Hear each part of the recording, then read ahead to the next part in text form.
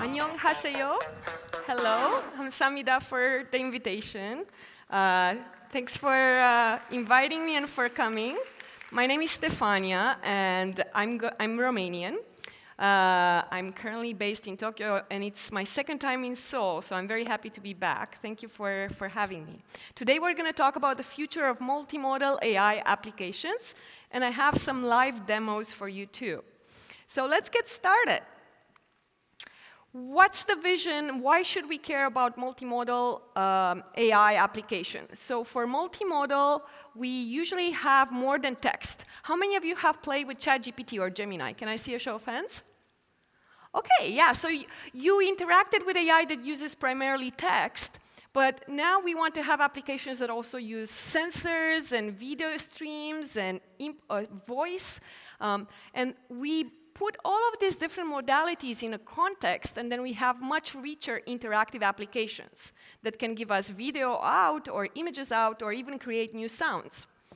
So why does multimodal matter? When we move beyond text, we can have richer AI applications that understand the environment in which we operate. So the answers we're going to get from AI are going to be more grounded, right? Like if, let's say, you want to fix your bike, right? And you have both hands busy, you can put your phone above and say, how do I do this? What is this? Well, if you have a camera that is watching what you're doing, it knows you're referring to the chain. How do I put the chain back on the bike, right? So it allows for more grounded and richer answers from these large language models. It also allows to have this kind of real-time interaction, like the example I gave you of fixing the bike, right? Or, I don't know, fixing something in the house. And this is the multimodal AI blueprint, right? So when we're talking about multimodal AI, we have different forms of inputs, camera, microphone, sensors. Then we have different types of processing of these modalities. We can fuse the data from these modalities together. We can do some context modeling to decide when do we care about images, when do we care about text, when do we care about audio. And we have knowledge integration, right, for different specific applications.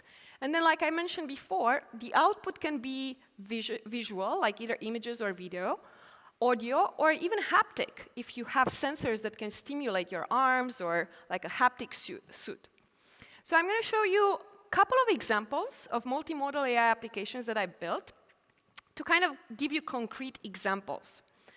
The first example is this Google Home integration that we've built for Gemini. So in Gemini, in the Gemini app, you can now control physical devices. You can use the Gemini app on your phone or on your laptop to take actions in the real world. So for this application, it is multimodal because I can talk to it, I can type, I can take a photo, and based on those inputs, it will take actions in the real world and show me something on the screen. So let me show you a live demo, and hopefully this will work, and we have internet. So I'm going to open a new Gemini chat. Hopefully you played with Gemini before. And here, like if I put add, I'm going to see what are all of my extensions in the Gemini app. And the one that I wanted to show you, the one I worked on, is the Google Home one. So let's try something simple. What would you like to control in my home? You have absolute power. You can turn on and off devices. Can you give me a query? What would you do in your home? Like, what would you use the AI to do in your home? Turn on the light in the dining room. Thank you so much. Turn on the light in the dining room. So we see it's calling that Google Home extension, and it turned on my living room light, right? But we could do something more interesting because it is multimodal. So let's ask it if it's hot in Seattle, turn on my AC. So I still have a place in Seattle too, which has an AC, an Nest AC. So we'll see if this works. Hopefully we still have internet.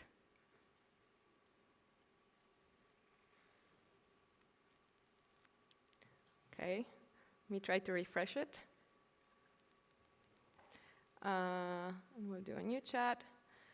Make the lights the color of the sunset.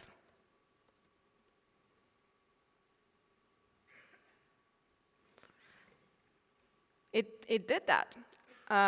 Let's say prepare my living room for a romantic dinner.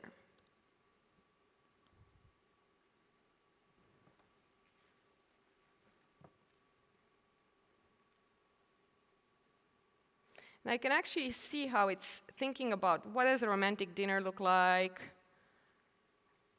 Wow, and it did quite a few things. Like it lowered the blinds, it put on music, it adjusted the lights, right? What if I say it's too bright in here?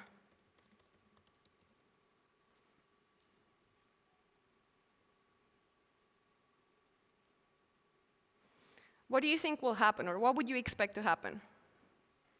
Oh, it's too fast. It's dimming the lights. And if I had blinds, maybe it would also like close the blinds. So that's the Google Home extension. And you can try it yourself on if you have smart devices at home, try to use Gemini to control them.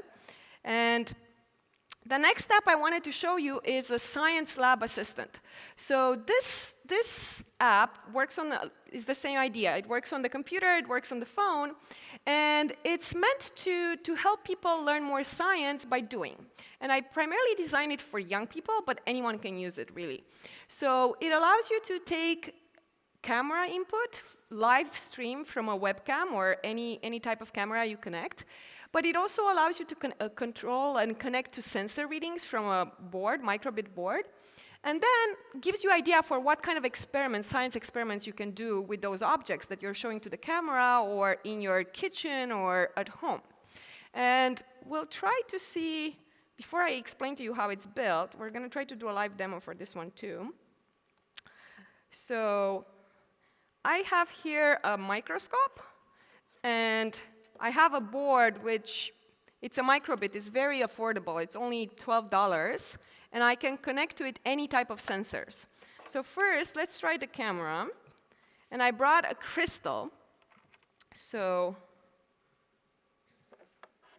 let me connect the camera first.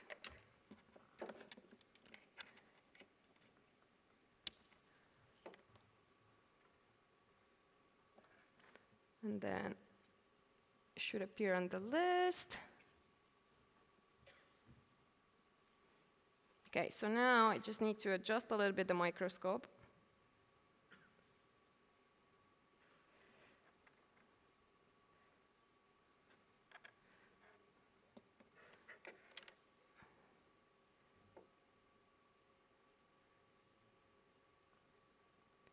So we can see my crystal over here. And then I can send images of the crystal to the chat and ask for help. Oh, it looks like a crystal. You can try to grow your own crystals from sugar, mix sugar and water, heat it carefully, let it cool down. So that's, oh, you can see my skin, that's interesting. And you can see how quickly, and this works on the phone too. I cannot connect my phone to the projector, but it's deployed, you can play with it. And it works from your phone too, so you imagine you're walking in the park or you're walking outside and you see a leaf, like what sort of experiments can I do with this? And now let's try to connect the sensors. I have to do this in 2 steps because I don't have enough ports on my laptop, but we'll try the sensors next. So now I'm connecting the microbit board, and I have a temperature sensor and an accelerometer.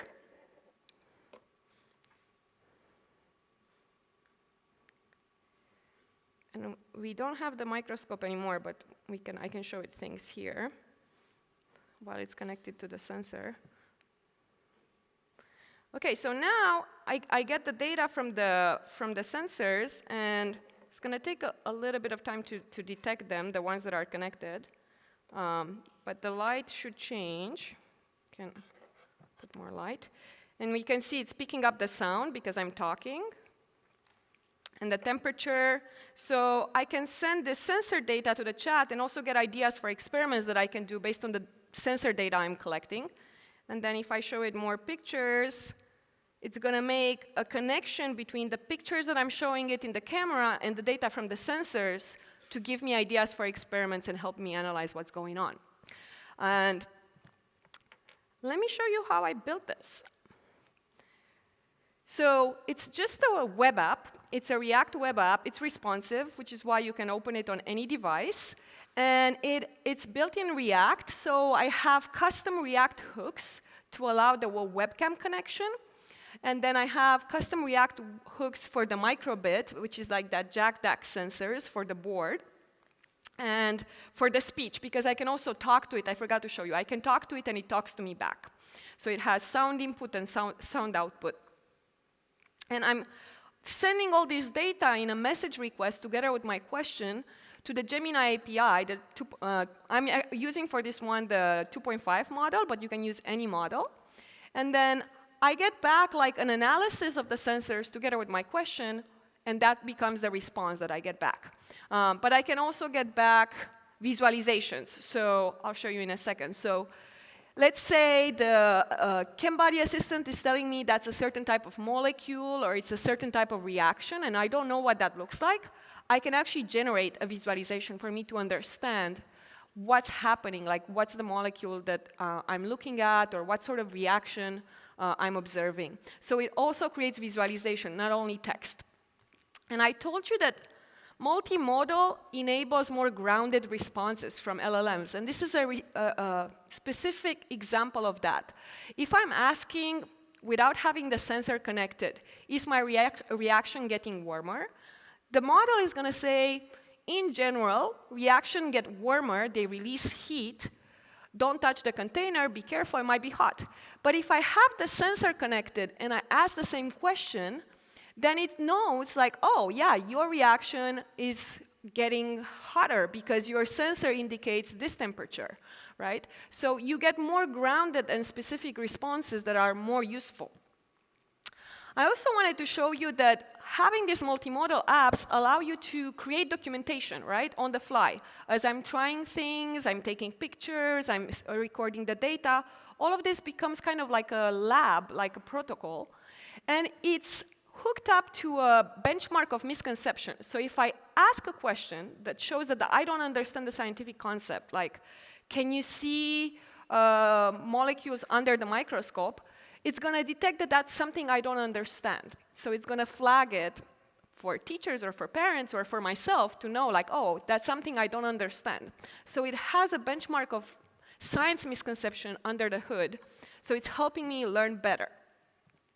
And then when I want to do more complicated reactions, it allows me to collect the data over time and then analyze it. So I'm going to show you an example of that. So moving from the education ChemBody, right, which is more kind of like a toy, get ideas for experiments, how do we actually build a co-pilot for scientists? Just like we have co-pilot for coding, we're going to have co-pilots for scientists, like real-time pair scientists.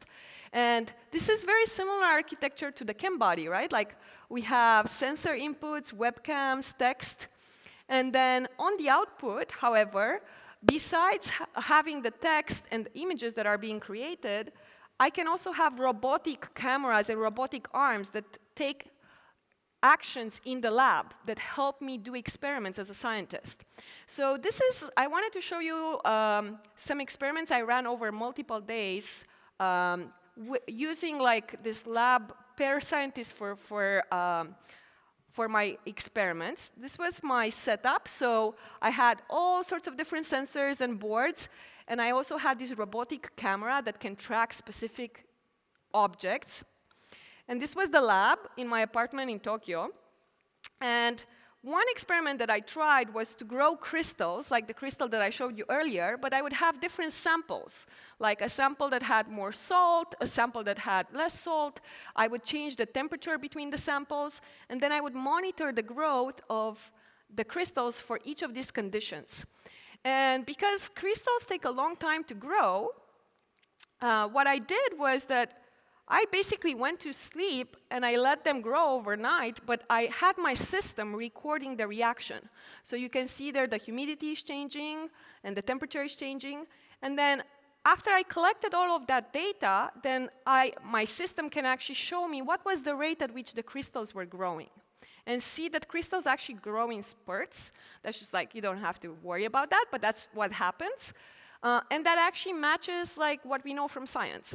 But thanks to this pair scientist, real-time pair scientist, I can just let my reaction, my experiment run. I go and do something else. It collects the data, it analyzes it, and it gives me the output. And I told you I had a robotic camera. It's called the Camera. It's actually open source as well. Everything I'm showing you is open source, by the way. And this camera is from Seed Studio.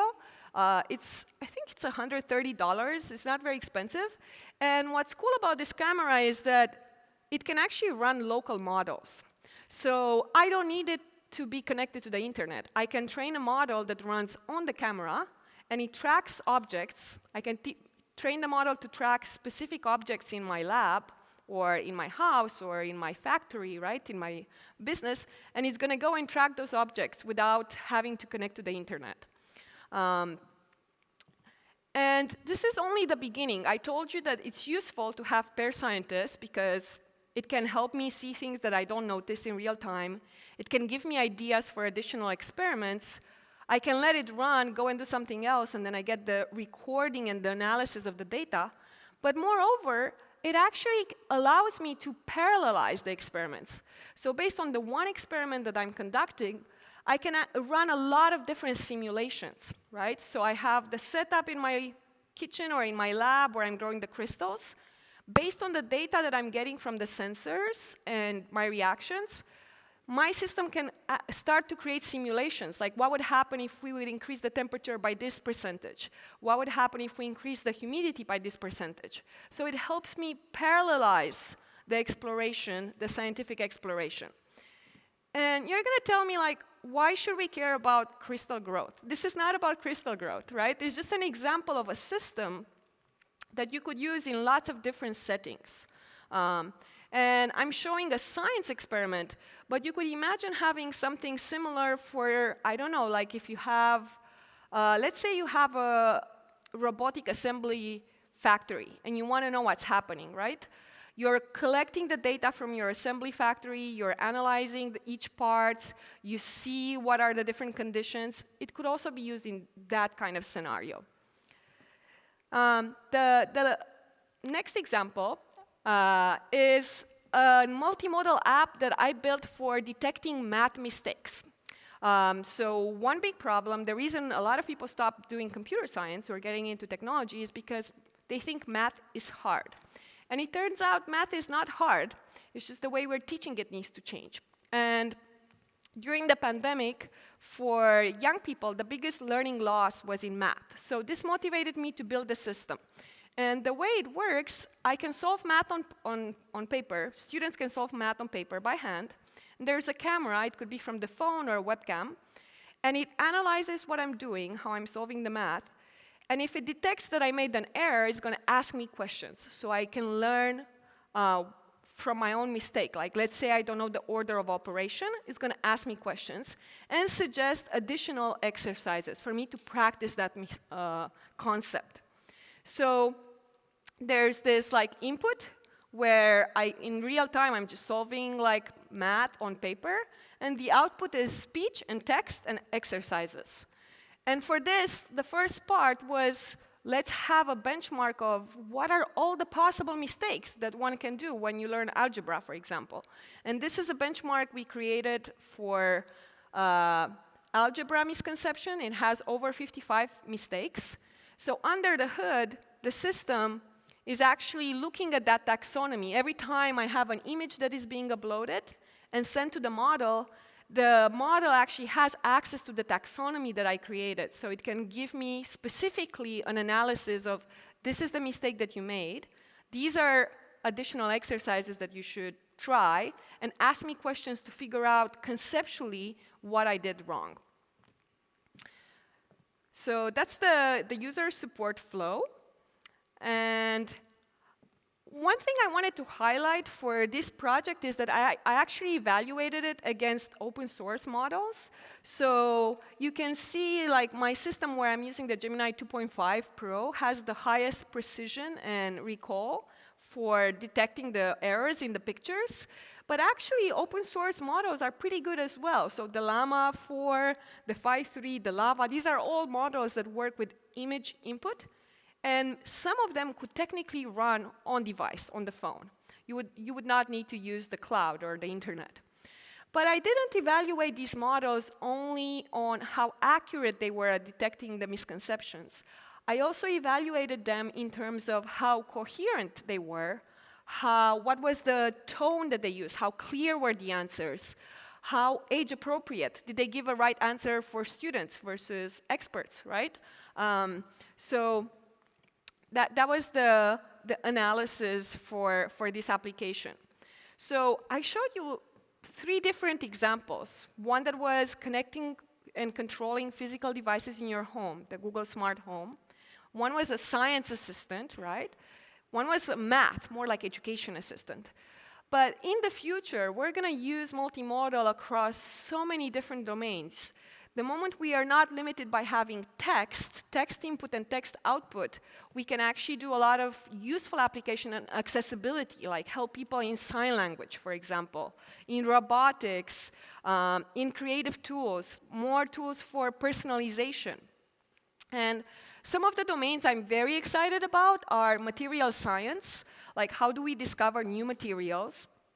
There's a lot of promising work from DeepMind in this domain. Another area that I'm really passionate about, coming from Romania and speaking lots of different languages, is how do we use multimodal AI for low-resource languages or rare languages. Low-resource languages are languages that are spoken by a lot of people. For example, Igbo in Nigeria is spoken by millions of people, but there's not enough content in Igbo on the web, which means that LLMs don't work well in Igbo, right? So actually using multimodal AI where maybe people can just tell stories or take pictures or can help create more content in low-resource languages and rare languages and contribute to culture preservation. Another example of culture preservation is using multimodal AI to scan monuments or trees, like that's an example from Romania actually, or old scrolls, and analyze them. I love this example. These are some of the oldest scrolls. They were discovered at Vesuvius and they were burned. So for hundreds of years, we did not know what's written on them. But now with the advances on computer vision and AI, we were able to decipher a big part of the text on these scrolls, and it's part of a challenge called the Vesuvius Challenge.